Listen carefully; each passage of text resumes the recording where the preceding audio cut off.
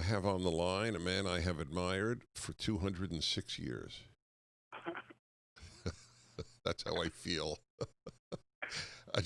Jesse Lee Peterson and I have been good friends for many decades. Is that correct, Jesse? Absolutely. It seems like forever. When you said 220 years or whatever, it Yeah. sounds real. I was waiting for your reaction. I had a feeling you would agree. The Reverend Jesse Lee Peterson is the founder and president of Bond, an organization dedicated to rebuilding the black family. Their mission is, quote, rebuilding the family by rebuilding the man. And his latest book is The Antidote, Healing America from the Poison of Hate, Blame, and Victimhood. I think his books are so important, I would tell you that I would put them in the top 20 books that could help solve America's problems. That is how much I admire his courage and his insights. So, Jesse Lee Peterson, in a nutshell, what is your take on what is happening? First of all, Dennis, thank you again for having me on. I appreciate it. I'm not surprised about what's happening. This has been building up for the last 70 years. And it started, in all honesty, when they broke up the black family. As you know, I was born on a plantation down in Alabama. And the one good thing that many good things, but the one great thing is that we had family back then. Men and women got married. They had children under the umbrella of God.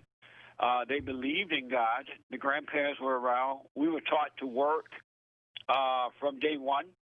And while growing up, my grandparents used to tell me all the time, especially my grandmother, she's like, we're going to take care of you until you're 18 years old. And once you turn 18, you're leaving here. And I'm like, well, where am I going? She was like, I don't know and I don't care. But you're a grown man, you'll be ready, and you're going to leave. And when I turned 18, I left home. I finished high school and left home. But I was prepared for it because we were taught to love and not to hate. We treated all people, in spite of Jim Crow law, we treated all people the way that we would like to be treated. We were never taught to hate America. That was unheard of. And we were taught that there was good and evil in all people. Some people serve evil, some serve good. But we should treat all people as our neighbor, and so our neighbor as ourselves. So we did. But in all honesty, Dennis, the civil rights movement started, and the intent should have been to change the laws so that the same law that governed white people governed black Americans, and we would have been fine today. It wouldn't be such as it is. But instead, they took the fathers out of the home. The so-called civil rights leaders became the heads of the people, the blacks, and the blacks stopped, not all but most, stopped thinking for themselves and started relying on those people and relying on the Democratic Party, and it's just been downhill ever since. And today, black Americans are suffering not because of racism. Racism and is a made-up word, and that word is used to divide and conquer, to keep blacks angry, and to keep whites on the run, catering to the blacks because they don't want to lose their stuff. And so it's the character. And if we don't restore the family as we've been doing at Bond for the last 30 years, it's going to only get worse instead of getting better, because giving black people free stuff, catering to them is not solving the problem. But being honest with them about restoring the family, a return to God, loving America, is the answer to the problem. This has been tested. We've been under a test for a while. I remember when we had the knockout games happening in America, where the blacks were going around knocking out white people, robbing their stores in broad daylight. And there was nothing done about it. That was a test run. And when they noticed that America wasn't going to do anything, they kept on and kept on and kept on building and building evil until now we have this outburst in America. It's a chance, really. It's bad what we see happening. But if we deal with it with the right attitude, then we can restore America back to its normal state of being. But we got to stand up and speak up, get involved, vote these people out, and bring in men and women who are going to stand for America and not against America. It's about character, not color. How do you react as a black man to the statement that there's endemic racism in America? That's a made up lie. It doesn't exist. And no one can prove that it exists. But they use all these fancy words in order to deceive us, and they give us words with things that cannot be proven. There is no systemic racism. There is no racism, period. It's either good or evil. You treat people with love or you treat them with hate. When I was growing up, that word did not exist. It was like it was right or wrong, not good, not racism. And people who are on the side of evil they're gonna treat you poorly.